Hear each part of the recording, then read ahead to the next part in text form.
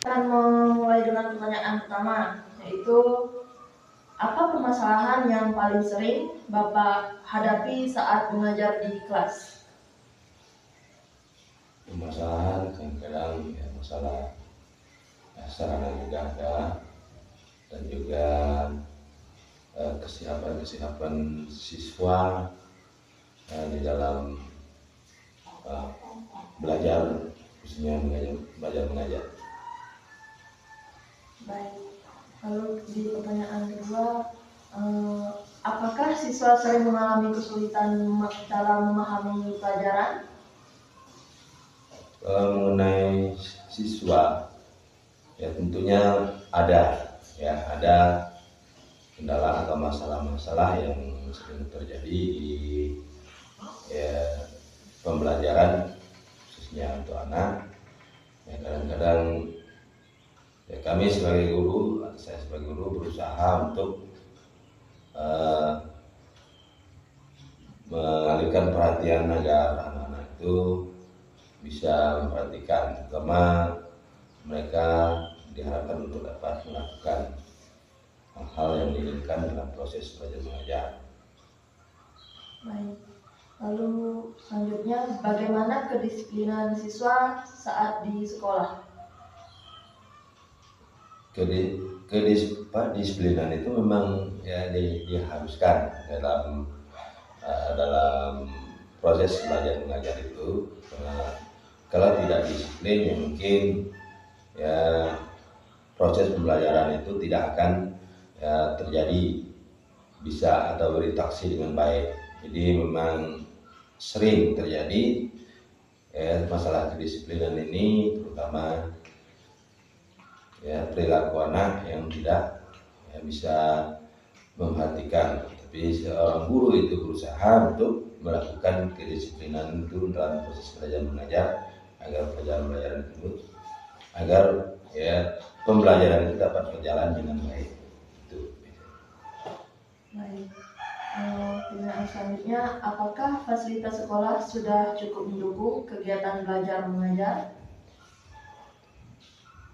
Ya, untuk saat ini dalam ya, fasilitas atau pendukung dalam proses belajar mengajar itu ya masih ada kurangnya, tapi yang jelasnya dalam kekurangan inilah ya untuk kita bisa melakukan suatu terobosan yang jelasnya fasilitas itu memang ya diharuskan agar dalam proses belajar mengajar itu bisa berjalan baik. Yang jelasnya ya fasilitas itu kalau saat ini masih kurang dalam arti karena ya saat ini dituntut hal-hal yang ya seperti alat-alat itu ya, yang jelasnya ya fasilitas itu masih kurang saat ini untuk di sekolah yang dimana saya akan mengajar ini. Baik, pertanyaan selanjutnya, apakah orang tua siswa ikut berperan dalam mendukung pembelajaran anak?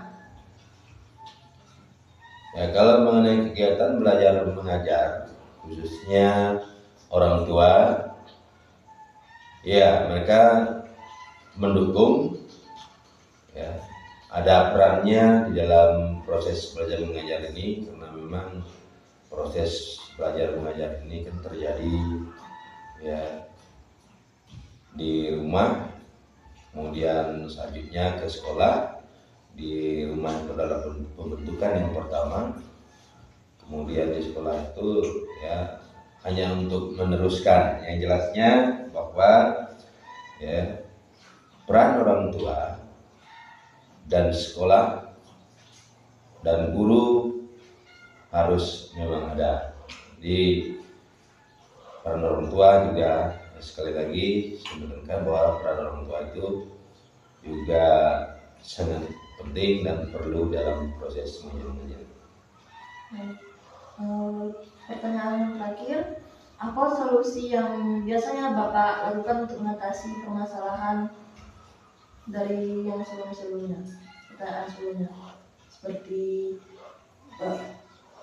orang tua yang ikut berperan dalam pembelajaran anak, lalu fasilitas sekolah, dan yang lainnya. Apa tadi? Solusi yang biasanya Bapak berikan atau lakukan untuk mengatasi permasalahan tadi. Ya, jadi solusi yang sering dilakukan dalam menghadapi permasalahan-permasalahan yang ada, baik itu tentang kedisiplinan, baik itu hubungan orang tua dengan sekolah atau guru, melakukan suatu, ya tadi katakan, kerjasama, berkolaborasi, ya, di antara orang tua ketika menghadapi masalah-masalah yang ada itu, ya, sehingga memang solusi yang dilakukan adalah selain meningkatkan kedisiplinan, ya dengan bantuan dari orang tua dan seluruh tenaga pendidik yang ada di sekolah. Jadi memang harus ada kerjasama. Solusinya, sekalipun kadang-kadang anak-anak itu memang tidak, kadang-kadang biasanya memang di luar kemampuan, jadi seorang guru itu memang harus sabar. Jadi sehingga solusi-solusi untuk mengatasi masalah-masalah yang sering dihadapi dalam perkembangan itu memang tidak seharusnya hanya guru saja. Jadi ya, baik di antara guru dan seluruh guru dan orang tua. Nah, itu yang saya jelaskan tentang itu. Oke, baik. Terima kasih Bapak atas kesempatannya dan jawaban yang telah